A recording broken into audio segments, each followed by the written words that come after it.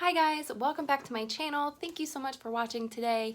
I am going to get ready and I thought that I would talk about my half marathon experience. This was my first half marathon that I just ran this month, a couple weeks ago.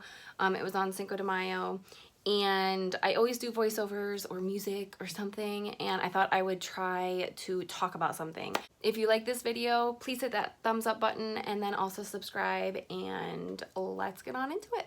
So I have already primed this eye with my NYX eyeshadow base. Okay, so I am going to go in with the Urban Decay Naked Ultimate Basics palette, and I am going to use these two shades to act as my transition. So I'm going to take just a really fluffy brush and go into those two shades and pop that into my crease. So I thought I would talk about my half marathon experience just because I always do voiceovers and thought I would do something different. And what can I talk about? I thought that would be a good topic to talk about.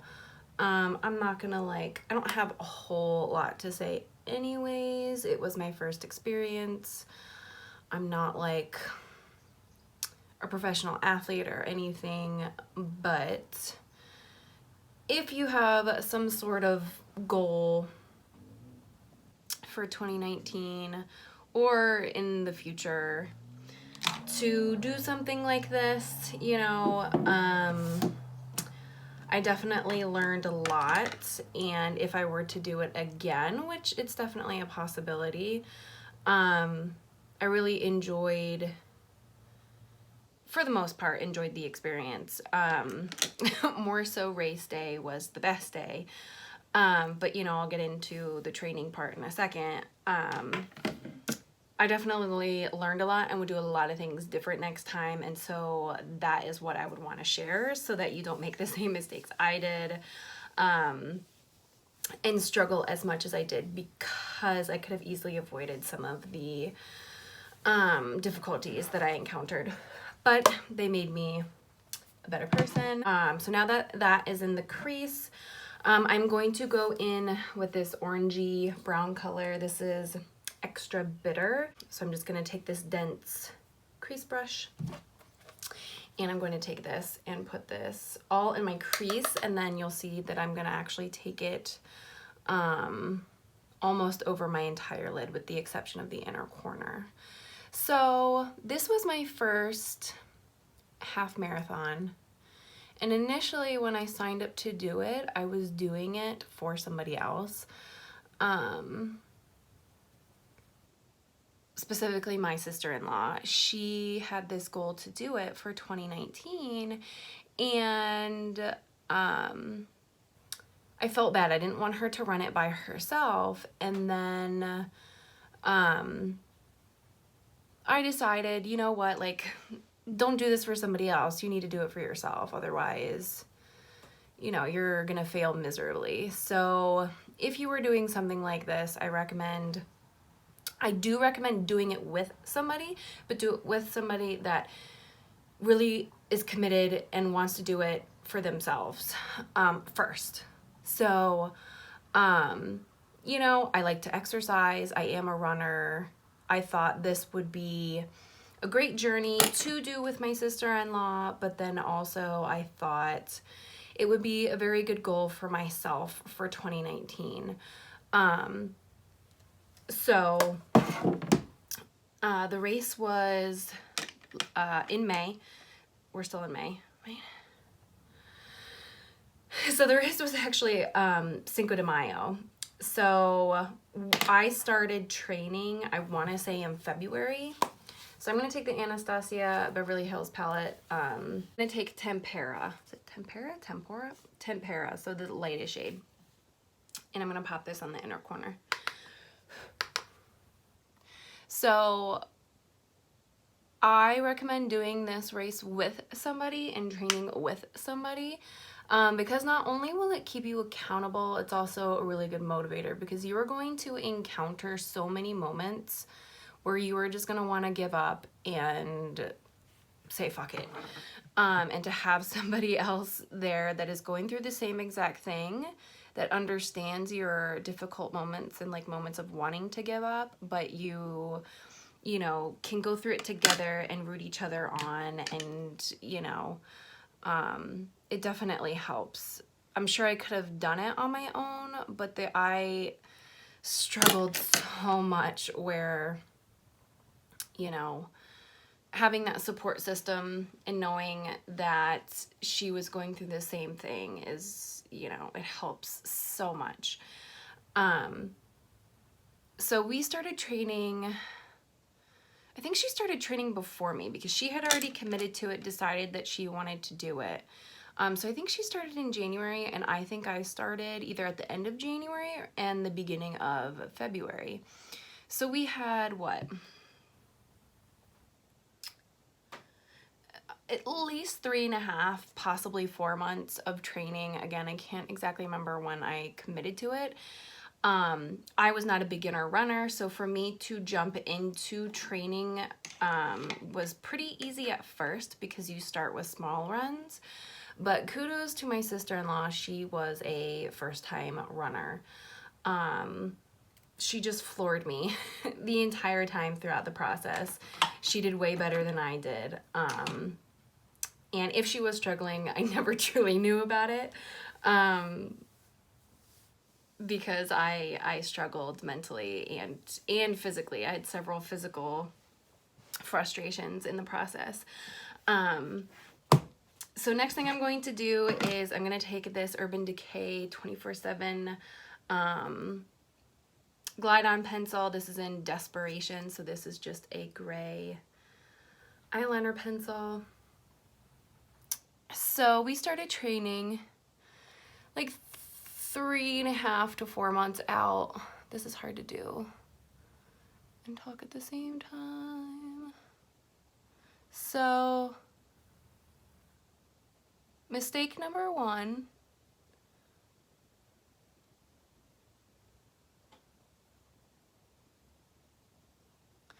was going to the internet and just finding any training schedule. She always did her long runs on the weekends, which I did as well, because the longer the runs got, I needed a whole morning or a whole afternoon, sometimes a whole day, depending on how long the run was, because it was so tiring when you were done. And I don't know how she did it with children. Like I was out of commission sometimes an entire day, and I just don't know how she did it. Again, she's a rock star. She smashed it, killed me. Unbelievable. Okay, so then I'm going back into the Urban Decay palette, and I'm taking the gray color. This is Magnet. So back to the schedule. Go to the internet, that's fine. Like if you don't know any professional runners or whatever, you can absolutely go to the internet, but you need to make sure that you find a schedule that's not only accommodating to your lifestyle, like you are probably gonna have to change up your routine just a little bit. But she was a beginner, so she needed to find a schedule that prepped her. My dog. She needed to find a schedule that prepped her properly as a beginner runner. For me, the max I had ever done was like 6 miles. My normal runs, running about 2-3 times a week, I do 3 miles max. Like that's my comfort zone. I like it. It's just the right amount of time, 30 minutes, like bam, done. So find a schedule depending on your level going into it. Are you a beginner runner? Are you an intermediate? I would have considered myself intermediate because I could easily do 3 miles, no problem. Or are you an advanced runner? Like this is something that you normally do, long runs, like, you know, 8 to 10, 15 miles. If those are normal for you, then you could probably do like easily train in 2 months on an advanced schedule. So make sure that you find a schedule that accommodates your level at the time of going into it. And then obviously how much time you have from when you commit to the race. We did have to train in winter weather, which sucked, but I feel like that made us even more ready. Race day weather was amazing, but the struggle was so real, training in wind and rain and snow and ice and 20 degrees. Like, that probably prepared me more so than I think it did, especially mentally, because running in cold conditions like that, not only is it a physical struggle, it is also a mental struggle. So I would definitely recommend doing little races just to kind of see what it's like. That way you're kind of not like thrown into it, baptism by fire, because let's be honest, I'm one of those people that hates that. I think that's like the worst way ever to learn things. So let me get into some of the struggles. Do you guys like my like faux hawk I have going on? So some of the struggles that I encountered. So what I just said before, weather, training for a spring race, sucked. So depending on what part of the country you are in, you will have to consider the weather that you will be training in, and you will also have to consider that the weather that you are training in may not necessarily be the weather on day of the race. We got super lucky day of the race. It was like 54 degrees and overcast. It never rained. Like, we literally couldn't have gotten more lucky, because the perfect running temperature is in the 50s. You could probably run comfortably in the early 60-degree range, but I also got advice from a professional runner that, you know, when I was like 5 weeks from race, that the perfect temperature to run in is in the 50-degree range, because you have to be prepared for your body to heat up in a 20-degree difference. So if you are running in 60-degree weather, it's actually going to feel like 80 degrees, something like that. So we got super lucky that we got within that 50-degree range, because running in 20-degree weather, add 20 degrees to that, it's still cold. It's still in 40 degrees, and it was not fun. And then add snow and ice on the ground, or snow and ice melting on the ground, and you're running in, you know, wetness. I've ran in the rain several times, but rain isn't really that bad, truly. So you have to consider weather. I only had, literally I could count on one hand how many nice days I had where I could actually run in like 50 degrees or 60 degrees, and those are considered nice days where I live. So weather is a huge thing that, you know, you don't think about, but actually makes a huge difference when you are training, and then also on the day of the race. I'm going in with my Flower Beauty face primer.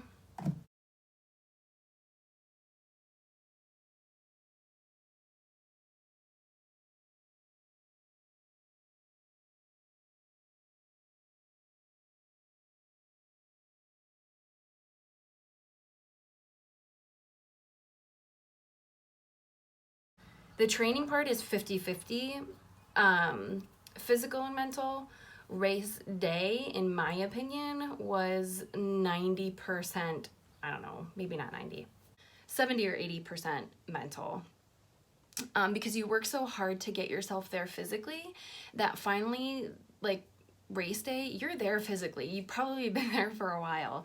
It's the mental part, and there's so much camaraderie and just love and support, and race day is the easiest day.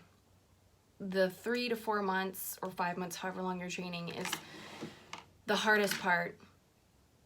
Hands down the hardest part. Come race day, it's gonna be a piece of cake. You're gonna be excited, you're gonna be ready to kick ass, and there's gonna be so much love and support for you, especially on the sidelines while you're running and looking at the people in front of you. I mean, race day, no problem. It is the best day.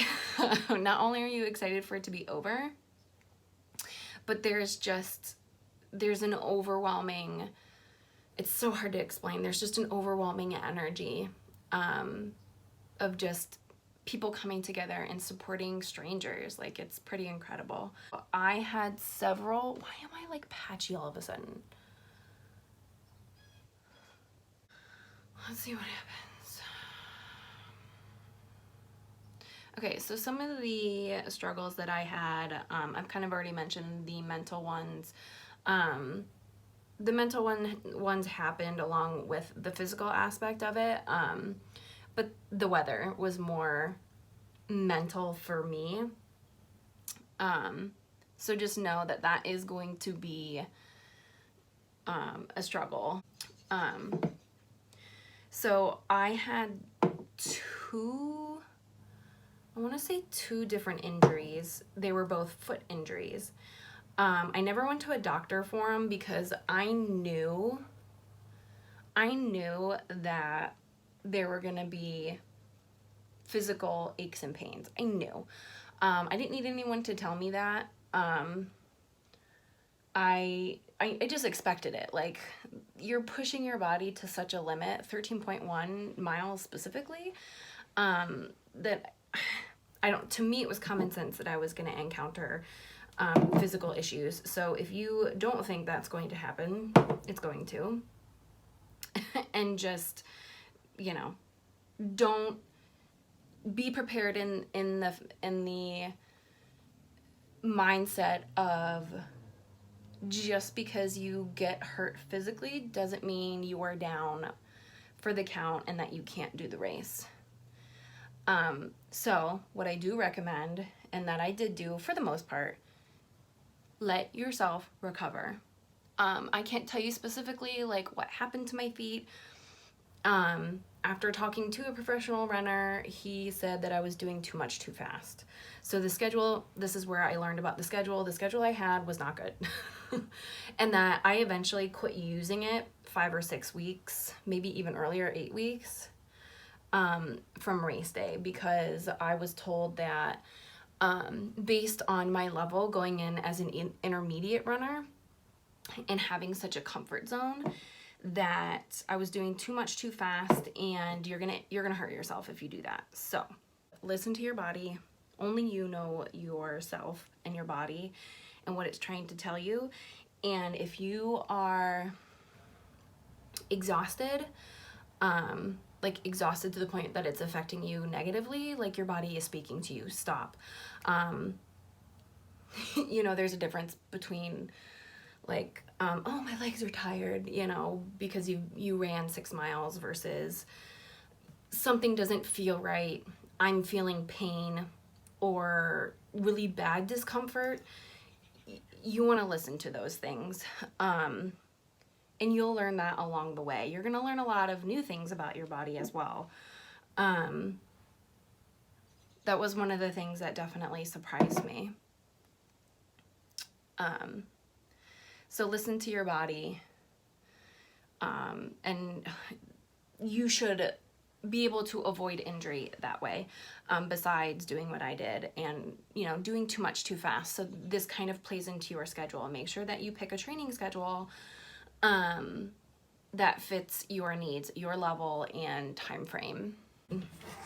Okay, I'm going to contour with my Smashbox Holidays palette, and I'm going to go in with this really cool toned brown right here, and I'm just going to contour very lightly. I'm not going to do anything crazy. Yeah, so my ultimate advice, like number one, is make sure you take care of yourself. So let me get into race day, and then I'll kind of wrap it up. So day of the race, we started at like 6:30. So race days usually do start like super early. So just make sure that you are going to bed really early. The night before, make sure you're stretching, make sure you're eating really well days before the race, and go in with this middle bronzy color. Make sure you're eating well before, and then also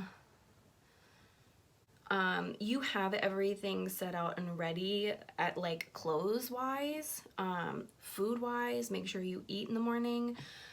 Me and my sister-in-law, we just ate like protein bars.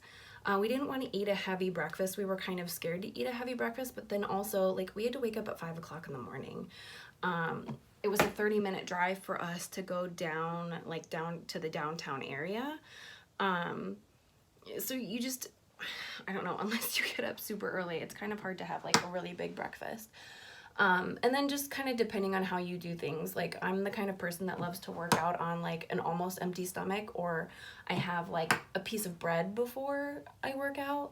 And she was the same way actually. She didn't like eating before her runs, and neither did I, and that just kind of, that's just us.